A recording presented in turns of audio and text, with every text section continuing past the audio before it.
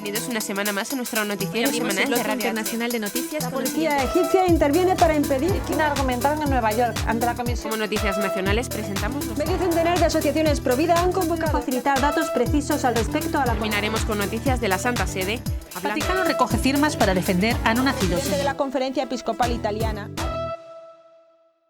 Bienvenidos una vez más a nuestro noticiario semanal de Radio HM. Hoy les saludamos Gema Díaz y Marian Samino. La exhortación apostólica postsinodal Amoris Laetitia del Papa Francisco solo puede leerse en continuidad doctrinal y de haber dudas o algún párrafo resulta poco claro, la correcta interpretación debe darse de acuerdo a la constante enseñanza de la Iglesia, explicó un experto teólogo en el Vaticano. El Papa Francisco ha dicho repetidamente que no quiere cambiar ningún tema doctrinal, y esta debe ser la clave para interpretar el documento, dijo el padre José Granados, vicepresidente del Pontificio Instituto Juan Pablo II para Estudios del Matrimonio y la Familia y consultor de la Secretaría del Sínodo de los Obispos. El Papa prosiguió muestra que quiere volver a proponer lo que el Sínodo ha dicho, a veces con temas nuevos como la educación y el amor. Al final, creo que el documento tiene que leerse en continuidad doctrinal, como debe entenderse la hermenéutica católica. El teólogo explicó luego que la exhortación debe interpretarse en continuidad con la Veritatis Splendor de Juan Pablo II, que tenía como objetivo presentar las enseñanzas morales de la Iglesia. El padre Granados resaltó que la exhortación pastoral no puede cambiar normas del derecho natural recibido por Cristo, normas que la Iglesia no puede cambiar.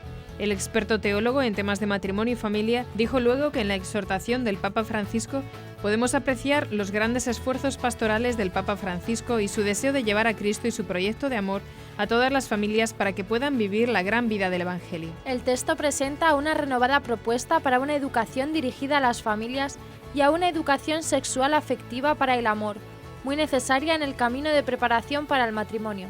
Finalmente, dijo el padre Granados, la exhortación resalta la necesidad de que la Iglesia acompañe a las familias para integrar a todos, incluso a los más alejados, en la gran vocación que Cristo nos enseñó. Comenzaremos con las noticias de interés internacional. Congo, aumento del número de católicos y vocaciones sacerdotales. Ucrania, arzobispo católico denuncia la dramática situación en el país. Nigeria, así sufren los cristianos perseguidos por Boko Haram. Italia, famosa Fontana di Trevi en Roma, se teñirá de rojo por mártires cristianos. Pasaremos después a las noticias nacionales. Multitudinaria hora santa en la Iglesia de Gracia de Barcelona. Pintadas ofensivas contra el cristianismo en un colegio católico de Brunete. Estudios sobre Sábana Santa, Sudario de Oviedo. El padre Isaac, ejemplo de vida entregada por el Señor. Y por último comentaremos algunas de las noticias más destacadas de la Santa Sede. Papa Francisco, Iglesia es perseguida con leyes que rechazan a Dios y son obra del demonio. Papa nombra al nuevo nuncio apostólico para Estados Unidos. Papa Francisco pide liberar al padre Tom y a todos los secuestrados en zonas de conflicto. Terminaremos con la audiencia general. Desde que llegaron los primeros misioneros, la Iglesia en la República Democrática del Congo creció mucho. Hoy es el país africano con el mayor número de católicos, nada menos que 41 millones, y también, en proporción al crecimiento de la Iglesia, el que tiene mayor número de seminaristas y seminarios. Son 25 los seminarios mayores, con 1.600 seminaristas cercanos a su ordenación, y 35 los seminarios propedéuticos. Y después están muchos seminarios menores, más los chicos que se preparan en sus propias parroquias como en una especie de seminario de campaña antes de dar el paso a un seminario propedéutico. Con estos números se puede decir que es el país de los 100 seminarios. Estos seminarios y nuevas vocaciones sacerdotales necesitan apoyo económico y sostenimiento por parte de la Iglesia Universal. La obra de San Pedro Apóstol es el organismo que sensibiliza al pueblo cristiano sobre la importancia de las vocaciones sacerdotales y religiosas surgidas en las iglesias jóvenes. También sobre la necesidad de velar por ellas mediante becas y sosteniendo seminarios y centros de formación para que puedan disponer de los recursos materiales sin los cuales no podrían seguir adelante. Como parte de las obras misionales pontificias, la obra de San Pedro Apóstol encauza la generosidad de los fieles de todo el mundo para que ninguna vocación se pierda por falta de medios. Sobre todo si son tan necesarias como en este país, donde cada año hay 500.000 de bautismos, 200.000 de ellos de adultos. La dramática situación que está pasando Ucrania se ha visto reflejada en el mensaje que, con motivo del Jubileo de la Misericordia, emitió su beatitud Sviatoslav Shevchuk, arzobispo mayor de Kiev y líder de la Iglesia greco-católica ucraniana, en el que expone las vicisitudes de su pueblo y exhorta a todos a implorar la misericordia divina. En el texto, el prelado resaltó que Ucrania vive una corrupción generalizada en todos los niveles, un sistema judicial injusto, la falta de honradez en el lugar de trabajo, el alcoholismo y la adicción a las drogas, la inmoralidad sexual, los abortos, explotación depredadora de la naturaleza. Son estos y muchos otros los males sociales de los que Ucrania debe purificarse hasta obtener el don del perdón misericordioso de Dios. Monseñor Shevchuk enfatizó que en Ucrania es necesaria la protección de la vida desde la concepción hasta la muerte natural, el respeto al matrimonio como unión indisoluble entre un hombre y una mujer, la protección y promoción de los valores de la familia, el respeto a la dignidad de cada persona, la creación de un sistema judicial justo, la promoción de la espiritualidad y la cultura del pueblo, el cuidado de la creación. El arzobispo pide además que Ucrania no busque complacer a las potencias del mundo, sino que se inspire para el cumplimiento de su vocación en la palabra de Dios.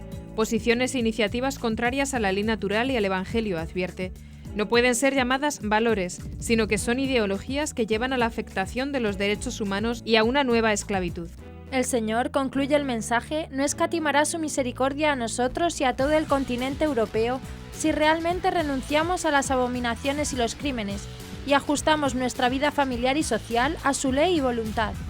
Ucrania atraviesa una dramática situación. 500.000 de personas tienen urgencia de alimento y varios centenares de miles precisan de otros tipos de ayuda.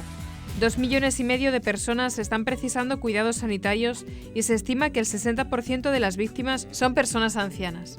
El Papa Francisco anunció recientemente que el próximo 24 de abril se realizará en todas las iglesias católicas de Europa una colecta a favor de las víctimas de la guerra en Ucrania. El don que tenemos en África es ser capaces de sonreír a pesar de estar sufriendo. De otra manera, uno estaría con depresión y falto de esperanza. Los problemas son muchos, pero cuando uno no es capaz de resolverlos, no queda otra cosa que confiar en Dios, expresó el presidente de la Conferencia Episcopal de Nigeria, Monseñor Ignatius Kaigama.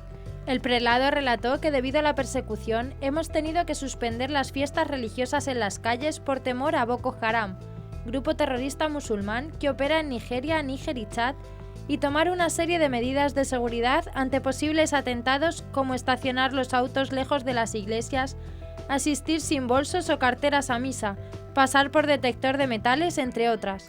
En todos lados hacen estallar bombas, en los mercados, iglesias, bazares, colegios, bancos, incluso en los campos de refugiados las mujeres van con cinturones de bombas, haciéndose pasar por refugiadas y pidiendo ayuda, entran y estallan, explicó Monseñor Kaigama. Pero la vida debe continuar.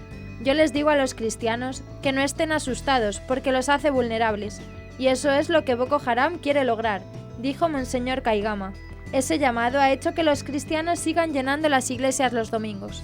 En una ocasión, recuerda el arzobispo, los terroristas musulmanes de Boko Haram detonaron un explosivo cerca de su iglesia. Después de orar 5 minutos, salí y les dije, yo estoy más enojado que todos ustedes juntos. Me dan ganas de quemar todo esto. Pero Jesús no me enseñó a ser violento. Él me enseñó a no hacer el mal a pesar de que otras personas hayan sido malas conmigo. Pese a lo que hemos vivido, volvamos tranquilos a casa. No fue fácil, pero aceptaron, oyeron la voz del Espíritu Santo y se fueron tranquilos. Monseñor Kaigama, que también lidera el Comité Interreligioso por la Paz, explicó que si bien Boko Haram ataca principalmente a los cristianos con el objetivo de aniquilarlos e instalar la Sharia, ley religiosa musulmana, también ha llegado a atacar a los mismos compatriotas islámicos, convirtiéndose en un tema no solo religioso sino humanitario. El 29 de abril, la Fontana di Trevi, uno de los lugares turísticos y emblemáticos de Roma, en Italia, se teñirá de rojo en honor a los mártires cristianos.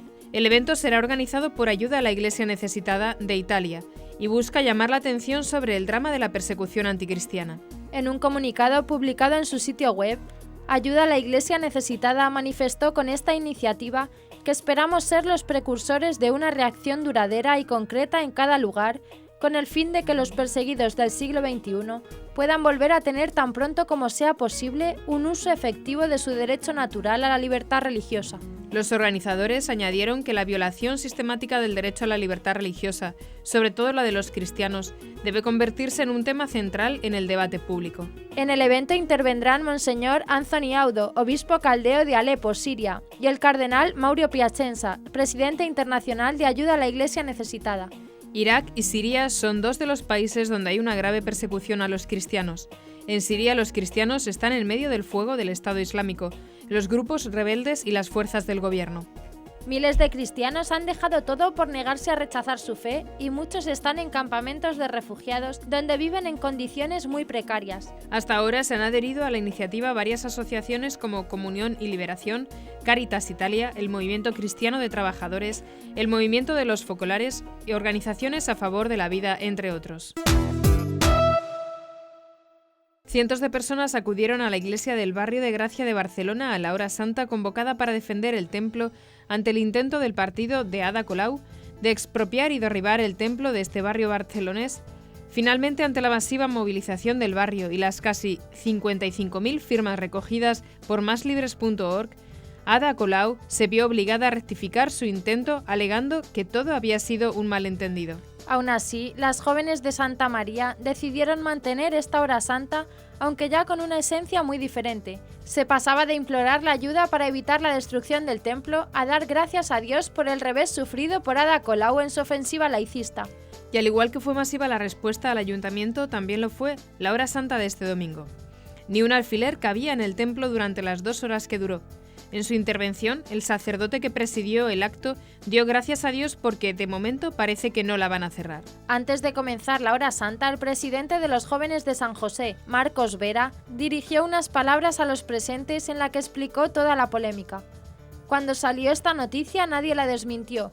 Fue solo después de una movilización masiva de la sociedad y se nos ha dicho que todo fue una confusión, afirmó. Haciendo referencia al ayuntamiento, añadía: ¿quién ha creado la confusión? Y afirmaba que este domingo se reunían para dar gracias a Dios porque Santa María de Gracia continúa en pie y continuará así hasta que Dios quiera. Este fin de semana, de nuevo un colegio católico ha vuelto a ser víctima de los ataques laicistas. Al igual que ocurrió en Navidades en el Centro Arenales, ahora ha sido el Colegio Reina de la Paz de Brunete, Madrid, que ha aparecido este lunes con pintadas ofensivas contra los cristianos. El centro abrirá sus puertas el curso que viene y esta noticia parece no haber agradado a los extremistas. Tu Dios causa muertos. Es una de las pintadas que han aparecido en la caseta de información que da a conocer el centro a todos los interesados que quieran matricular en él a sus hijos. El alcalde de Brunete, Borja Gutiérrez, ha denunciado los hechos. Mi condena enérgica a los cobardes que han atacado las instalaciones del nuevo colegio católico. En un comunicado, el propio colegio también ha informado que han denunciado los hechos. Este tipo de acciones nos empuja a pensar que hoy más que nunca vale la pena dedicarse a la causa de Cristo, afirman desde el centro. Además, añade que a partir de ahora nos afanaremos aún más en impulsar el colegio, pues vemos la necesidad de evitar que este tipo de actos vuelvan a ocurrir y la mejor manera de que así sea es promover la educación arraigada en la verdad, Jesucristo.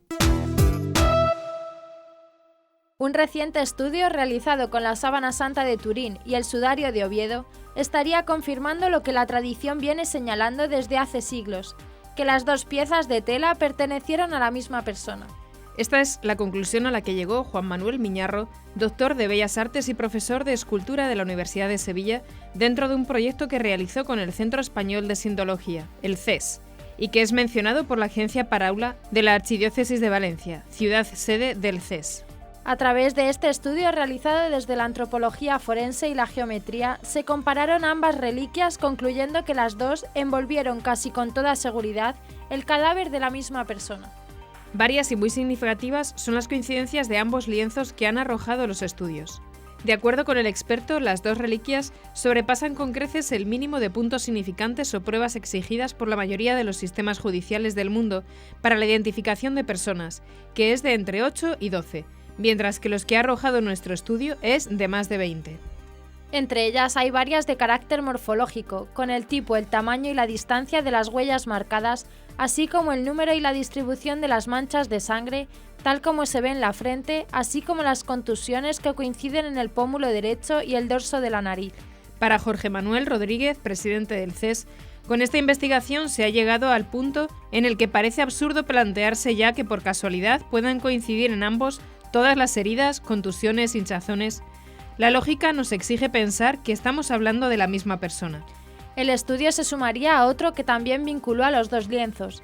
La investigación realizada por la Universidad Católica de Murcia, en España, probó indicios físicos de la verdad del origen común de las dos reliquias. Esto gracias a un análisis con un microscopio de barrido electrónico que dio como conclusión que ambas piezas de tela estuvieron juntas en un mismo momento. Los expertos encontraron un grano de polen de una planta, la Helichrysum, que se ha identificado también en la sábana de Turín y que está adherido a una de las manchas de sangre de la tela, de forma que no se trata de una contaminación posterior, sino que llegó a la reliquia a la misma vez que la sangre, no de forma aleatoria en algún momento a lo largo de su historia, según informó la universidad al presentar el informe de la investigación. La Diócesis de León en España ha rendido en el marco de la tercera sesión de la Asamblea Diocesana del Clero un especial homenaje a don Isaac González Fernández, el sacerdote más longevo de León, párroco emérito de Montejos del Camino desde el año 2002 y que el pasado 4 de abril cumplía 100 años. Un ejemplo de veteranía de toda una vida dedicada a ayudar a los demás y a predicar la palabra de Dios, según señaló el delegado diocesano para el clero, Ovidio Álvarez, quien remarcó que don Isaac va desgranando esos años de su vida con entusiasmo, de manera optimista, rodeado de la familia y, como dice él, esperando de la vida lo que Dios nos quiera dar.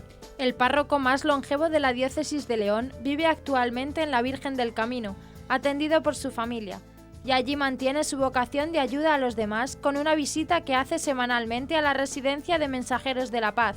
Asiste diariamente a misa en la Basílica, reza el oficio divino y el rosario todos los días. Don Isaac González Fernández nació el 4 de abril en 1916 en la Virgen del Camino, en una familia profundamente cristiana de 5 hermanos, y comenzó muy joven estudios de latín y humanidades en la preceptoría de San Feliz de Torío.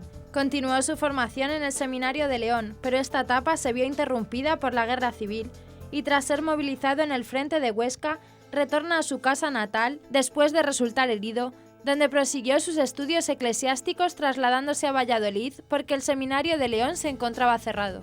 El 7 de junio de 1941 fue ordenado sacerdote por el entonces obispo de León, Carmelo Ballester Nieto, y el 1 de septiembre comenzó su andadura pastoral en la provincia de Palencia, en las parroquias de Verdeña, Bañés, Estalaya y Ventanilla.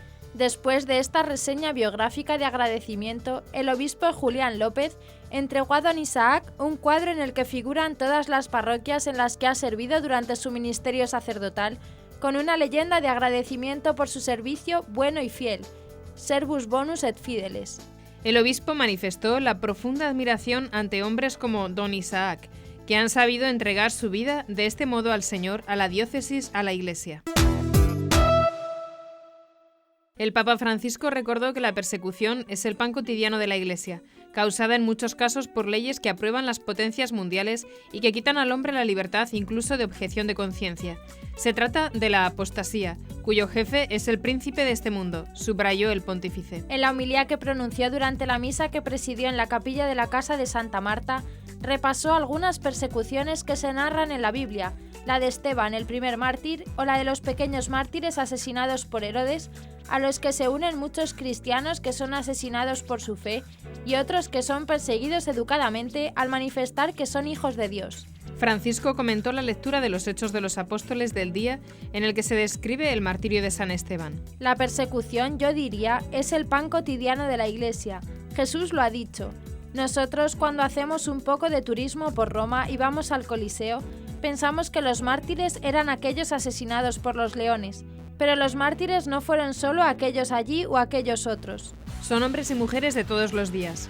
Hoy, el día de Pascua, hace apenas 3 semanas, aquellos cristianos que festejaban la Pascua en Pakistán fueron martirizados precisamente porque festejaban a Cristo resucitado. Y así la historia de la Iglesia va adelante con sus mártires, dijo el pontífice.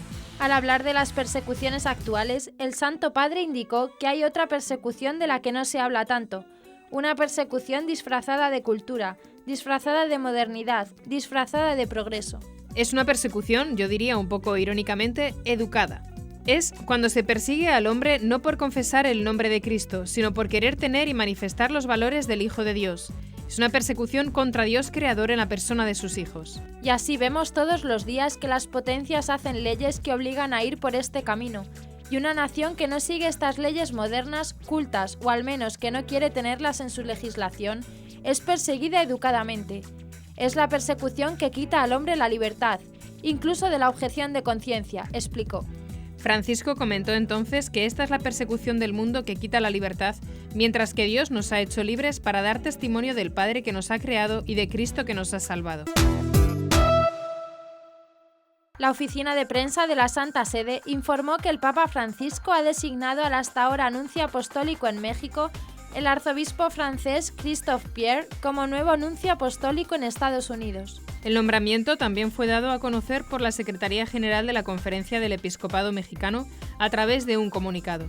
Monseñor Christophe Pierre sucede en el cargo a Monseñor Carlo María Viganó, que presentó su renuncia por haber llegado al límite de edad de 75 años. Monseñor Pierre nació el 30 de enero de 1946 en Rennes, Francia. Estudió en el Seminario Mayor Arquidiocesano de Rennes entre 1963 y 1969, luego en el Instituto Católico de París entre 1969 y 1971. Fue ordenado sacerdote el 5 de abril de 1970 en Saint-Malo, Francia. Fue vicario parroquial en San Pedro y San Pablo en Colombes. Fue vicario parroquial en San Pedro y San Pablo en Colombes, diócesis de Nanterre, entre 1970 y 1973. Estudió en la Pontificia Universidad Lateranense en Roma entre 1973 y 1977 y en la Pontificia Academia Eclesiástica en esos mismos años. Monseñor Christophe Pierre es el segundo nuncio francófono en Estados Unidos.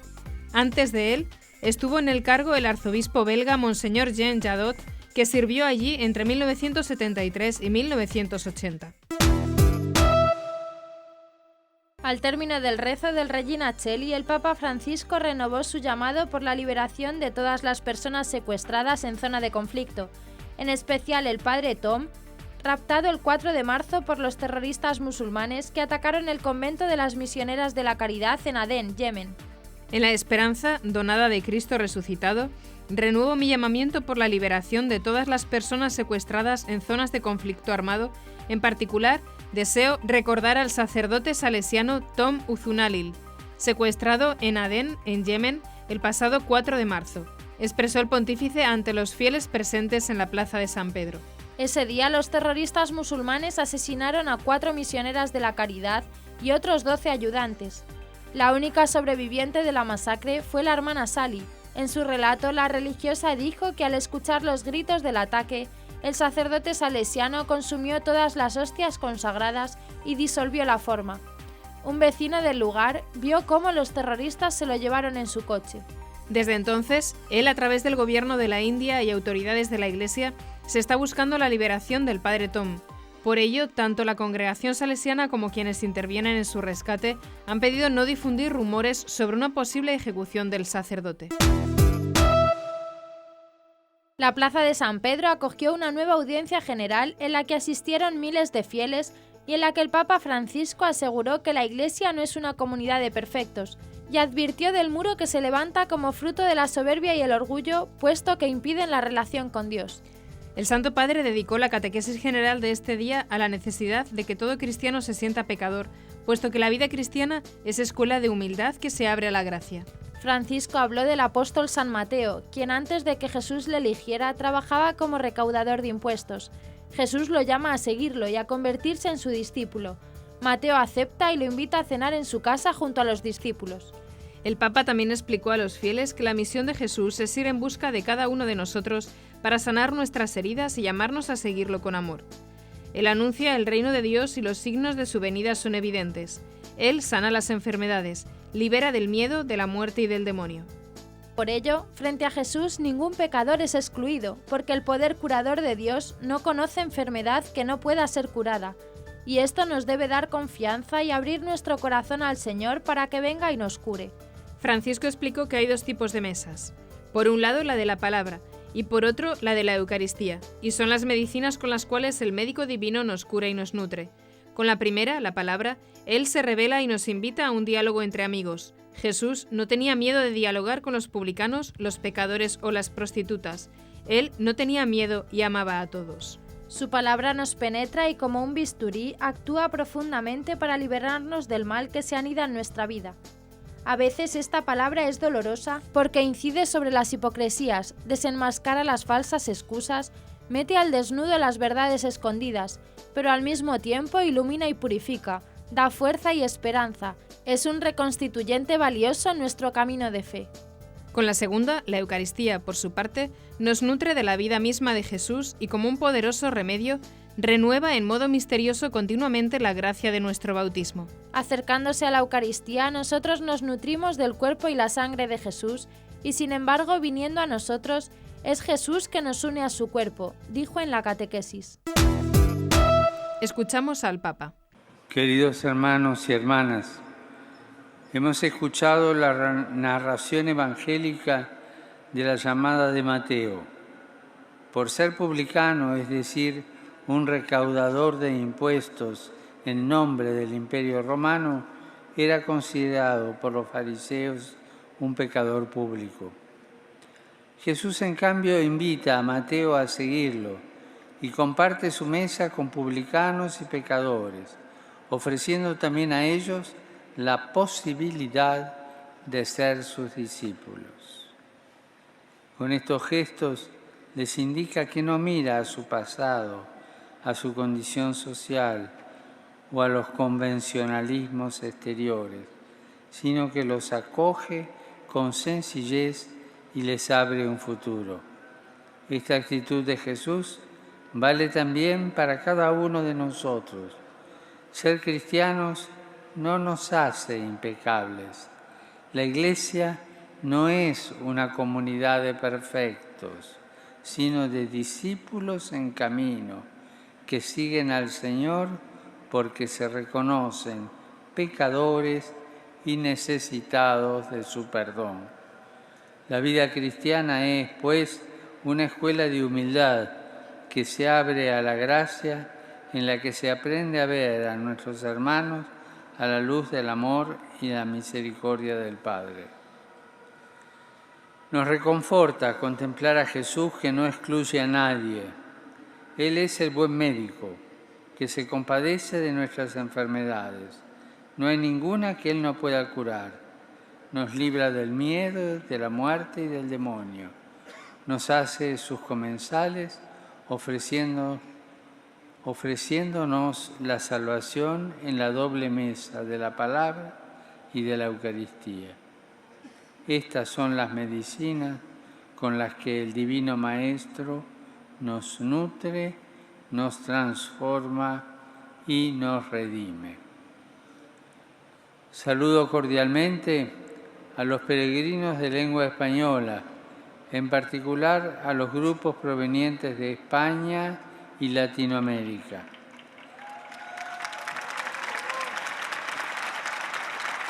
Que el Señor Jesús nos alcance la gracia de mirar siempre a los demás con benevolencia y a reconocerlos como invitados a la mesa del Señor, porque todos, sin excepción, tenemos necesidad de experimentar y de nutrirnos de su misericordia, que es fuente de la que brota nuestra salvación. Muchas gracias.